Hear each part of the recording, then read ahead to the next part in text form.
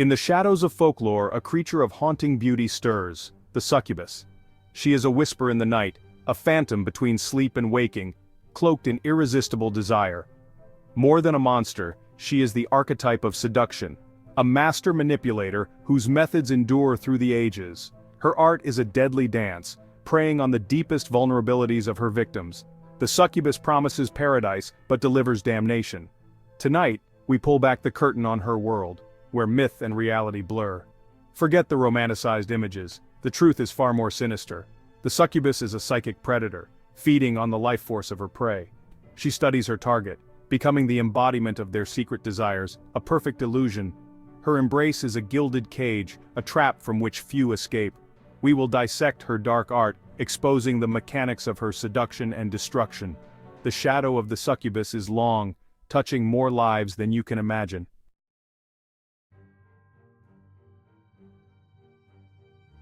The succubus legend is woven into our culture, reflected in art that both fears and celebrates her power. Succubus art is a dark mirror, depicting beauty fused with monstrosity, a lure and a warning. Her form shifts to one, a gentle nymph, to another, a commanding queen.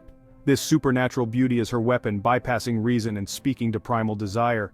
But the art also reveals her true nature, the mask slipping, claws and fangs emerging, eyes burning with hunger. She is a predator, her powers extending beyond allure.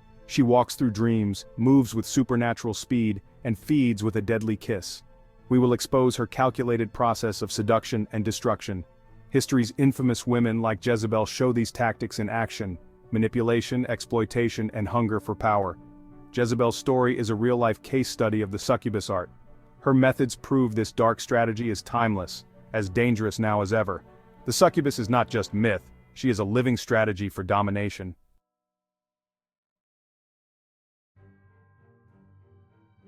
To understand the succubus, we return to the dawn of creation, to Lilith, Adam's first wife. Made from the same earth as Adam, Lilith demanded equality, refusing to submit. When denied, she left Eden, embracing darkness and becoming the mother of demons. By the Red Sea, she birthed the Lilin, spirits of the night. Lilith became the archetypal succubus, her seductions acts of rebellion against the order that exiled her. She is the embodiment of untamable female power, using sexuality as both weapon and vengeance.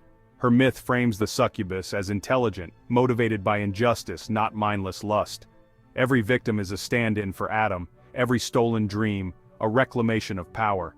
The fear of Lilith is the fear of rebellion in the most intimate spaces. Her legend is the first and most powerful chapter in the dark Bible of seduction.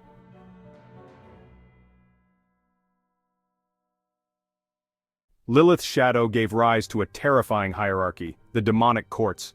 Alongside Lilith stood Ishith Zenunum, Agrat Bat Malat, and Nema, each a queen of seduction and terror.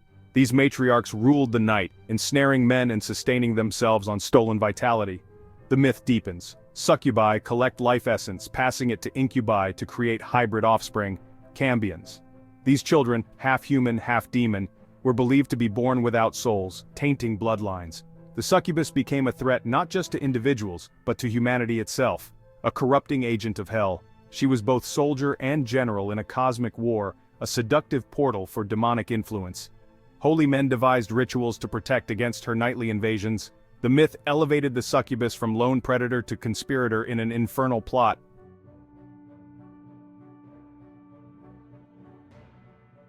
The earliest succubi were monsters, grotesque, taloned, and terrifying. They explained sleep paralysis and night terrors, their visits traumatic and violating. The succubus was a nightmare, not a seductress. Her goal was to terrify and defile. But over centuries she evolved. Fear was blunt, seduction far more effective. She learned to shapeshift, becoming the embodiment of her victim's deepest fantasies. The monster became a siren, a psychic manipulator who weaponized desire. The hunt shifted from violent assault to slow, methodical poisoning. She appeared in dreams as a perfect lover, building trust before draining vitality. This transformation made her infinitely more dangerous. The succubus had evolved from nightmare to ultimate psychological predator, a huntress who kills with a kiss. The succubus's greatest weapon is not brute force but an irresistible supernatural allure. She is a master shapeshifter, becoming the living embodiment of her target's deepest desires. Her transformation is soul deep, crafting a persona so perfectly tailored it feels like fate. The victim sees not just beauty, but the answer to his prayers, never realizing it's all a masterful illusion. Beneath her velvet skin lies a creature of terrifying power. The succubus possesses strength and speed that mock human limits, hidden behind a delicate frame. She moves faster than the eye can follow, a phantom in the shadows, never cornered, always in control. But her most infamous weapon is her kiss, a channel through which she drains her victim's life force, leaving him craving more, even as he's slowly destroyed. The true hunting ground of the succubus is not the physical world but the unguarded landscape of the human mind. Her power is dream walking, entering and shaping dreams, seducing when her victim is most vulnerable. She whispers suggestions, planting obsession long before they meet in waking life. With a glance or touch she provokes supernatural desire, overwhelming his will. All her powers serve one goal: domination, hollowing out the soul until he exists only to serve her. The hunt begins not by chance, but with chilling precision. A succubus seeks out the wounded, the lonely, and the spiritually empty, never at random. She is a connoisseur of sorrow, targeting men consumed by quiet desperation. She studies their routines, their pains, learning what they crave and fear. She desires a roaring fire to slowly extinguish, savoring every ember. Once chosen, there is no turning back. The victim will run into her arms and willingly lock the door behind him. The first point of contact is never in the physical world. The succubus enters where she is queen, the victim's dream. She engineers the entire experience, crafting a vivid, bespoke reality. Every detail is designed to create intimacy, making him feel seen and understood. He awakens haunted, longing for a woman who does not exist. Reality pales beside the radiant phantom who visited him in his sleep. He is falling in love with a psychic virus, his world forever changed.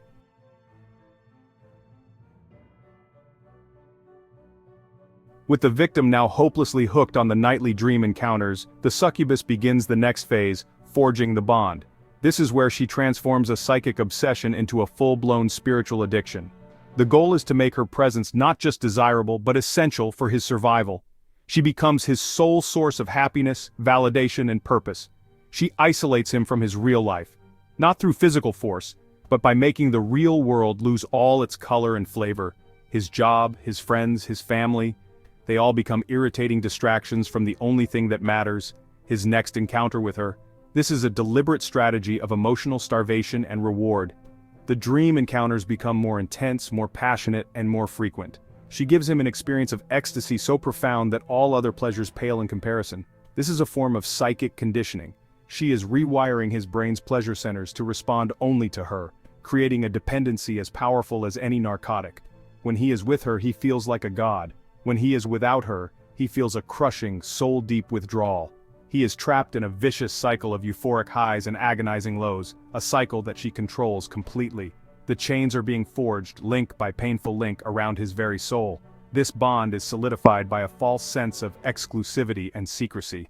In his dreams, she convinces him that their love is a sacred, forbidden thing that the world would never understand. "We are special," she whispers. "This is just for us." This creates a powerful us against the world mentality, further alienating him from any potential support system. He begins to see friends and family who express concern as enemies, jealous of the perfect love they cannot comprehend. He guards the secret of his dream lover jealously, protecting his own prison and becoming the willing agent of his own isolation.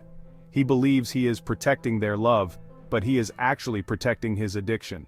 The bond is complete when he can no longer distinguish between his life and his obsession with her. He actively rejects reality in favor of the fantasy she provides. He neglects his health, his responsibilities, and his relationships. He is now a willing captive, fully dependent on his demonic parasite. The relationship has become his entire identity. He is no longer an artist, a businessman, or a son. He is simply hers. The chains are now unbreakable, forged from his own desire and polished with his own despair.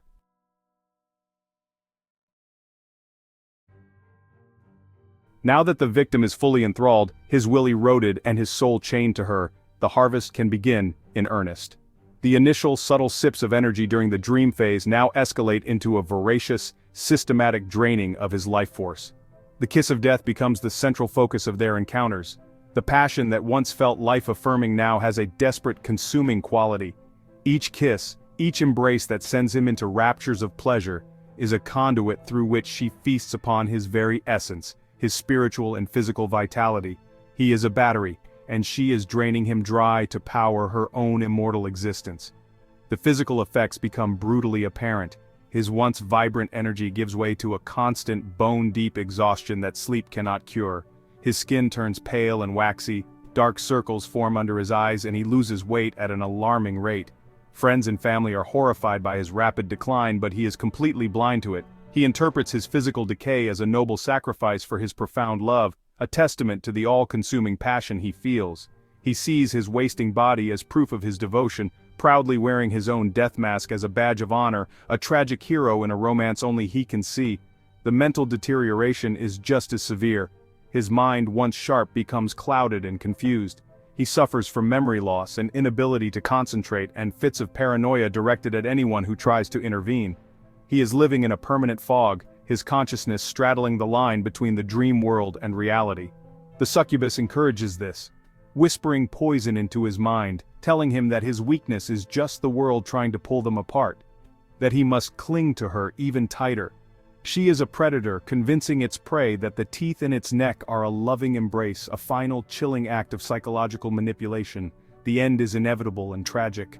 The harvest continues until there is nothing left to take. The victim is reduced to a hollowed-out shell, his spirit devoured, his body a husk. His death is often attributed to mysterious illness, a sudden wasting disease, or even suicide born of a deep, inexplicable despair. The succubus feels no remorse. She is a creature of hunger, and she has been fed. She detaches herself from the empty vessel, leaving behind a cold body and a room full of unanswered questions, and moves on, already scanning the horizon for the next lonely, wounded soul. The hunt begins anew. The art of the succubus is not just myth, it can manifest in flesh. Jezebel, the Phoenician queen of Israel, was a mortal succubus, a predator in a crown. She married King Ahab for power, not love, and seduced an entire kingdom. Bringing her foreign gods, she poisoned Israel's heart, mesmerizing with glamour and control. Jezebel's story proves the succubus archetype is a blueprint for real-world tyranny. Jezebel's reign was a masterclass in manipulation and control. When King Ahab coveted Naboth's vineyard, Jezebel seized power, orchestrating Naboth's destruction with chilling efficiency. She used the levers of power, writing letters in the king's name, and turning the city against Naboth with lies and false witnesses. Her goal was absolute control, exploiting weakness, corrupting others, and asserting dominance over all. Even in death, Jezebel met her fate with defiant pride, a final act of control, a warning that such darkness endures. The hunt has not ended, it has simply changed its location. In the modern world, the succubus archetype thrives as a corporate predator, her ambition a hypnotic force. She selects her prey with chilling precision, the powerful but insecure, the lonely innovator, the vulnerable leader. Her seduction begins in the boardroom, mirroring ambition, forging intense professional intimacy. Once dependency is forged, the harvest begins, his power siphoned into her. In the end, she wields true power from the shadows, her dark art devastatingly effective. The succubus now haunts digital forests of code and light, preying in cyberspace. In the vast, anonymous internet, she slides into private chats, seeking the lonely and heartbroken. Her hunt is efficient, she crafts a persona of perfect compatibility, a digital illusion. Her words create instant intimacy, forging bonds through late-night conversations. He becomes emotionally dependent, isolated from the real world. Once under her spell, the requests for money begin. When the money runs out, she vanishes, leaving him shattered, a victim of the modern succubus. The story of the succubus is eternal, a dark thread woven into the tapestry of human fear and desire.